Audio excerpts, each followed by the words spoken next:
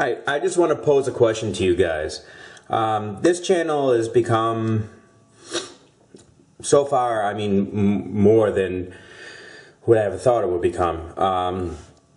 It's so far, I mean, it's been a little bit of everything. I mean, we got some machine shop stuff going on, we got a little just shop stuff going on, some household repair, and some stuff at work.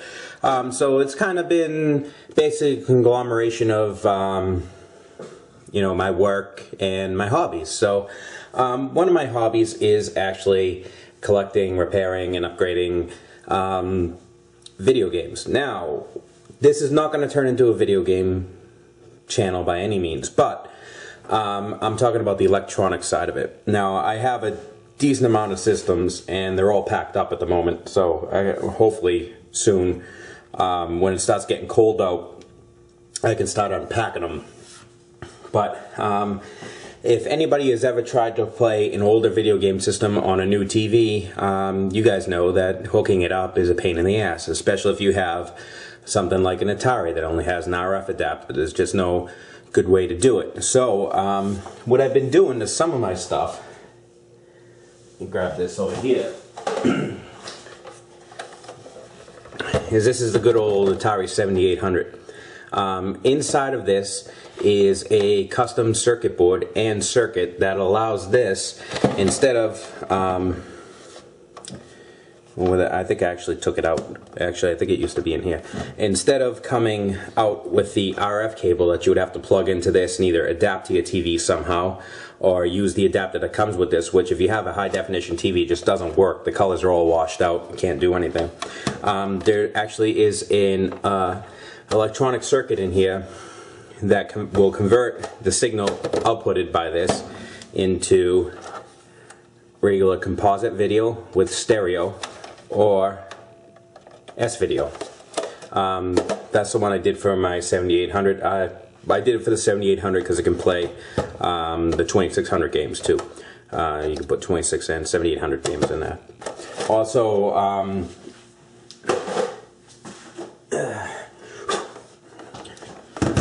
I got the venerable Sega Genesis here.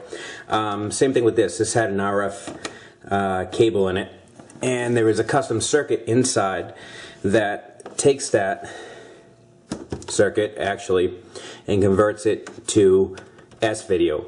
These three, these stereo and composite video are actually outputted directly from the Genesis itself. You just have to do some internal wiring to do that. But so there's no circuitry involved with this except for running wires in places. But this here is an S-video circuit that allows us to output S-video. And you can see this toggle switch here. This toggles this Genesis is overclocked.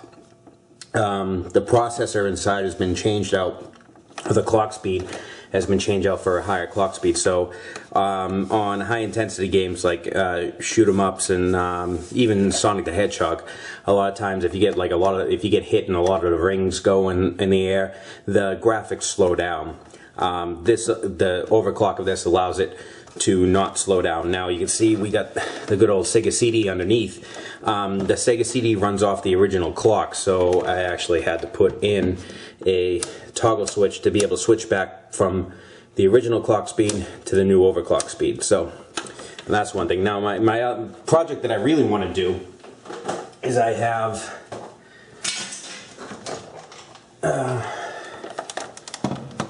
this here is a Famicom. This is basically the Japanese Nintendo. This has only take the game out. That's actually Japanese Gradius is what that is. And you can see it looks completely different than the American one, but a little dusty. You can see in the back we only have space for the RF switch there.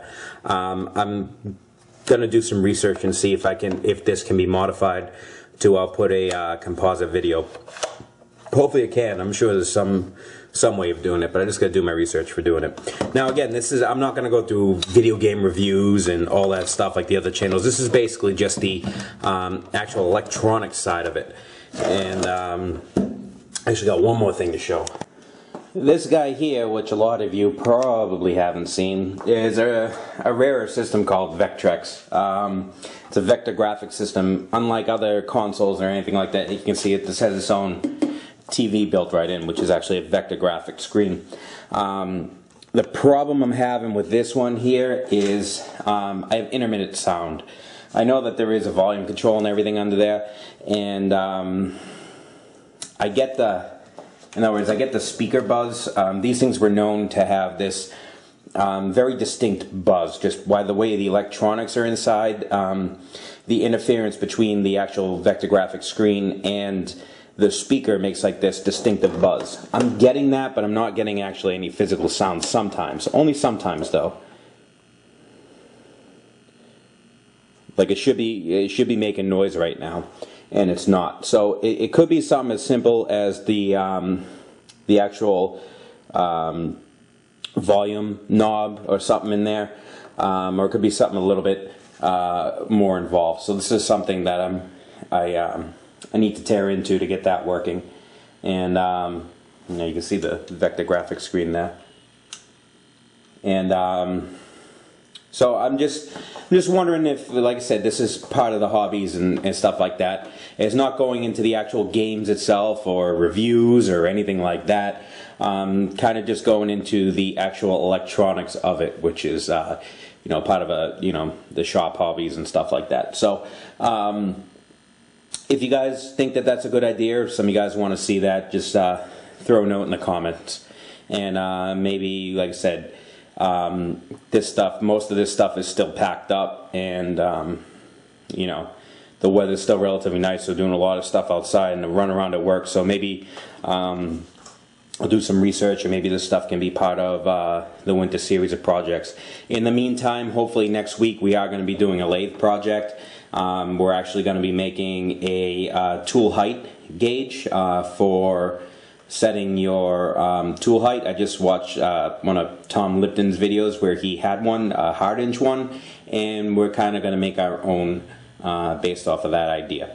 So, but we're going to do it from scratch. So that's going to be the actual next project that we're going to do when I have time. Like I said, projects have been slow going here just because I've been running around like crazy at work and with a few other things around the house. So a lot of the shop stuff's been more or less put on the back burner. But like I said, as far as these stuff, with the electronic stuff with these, let me know what you guys think about that.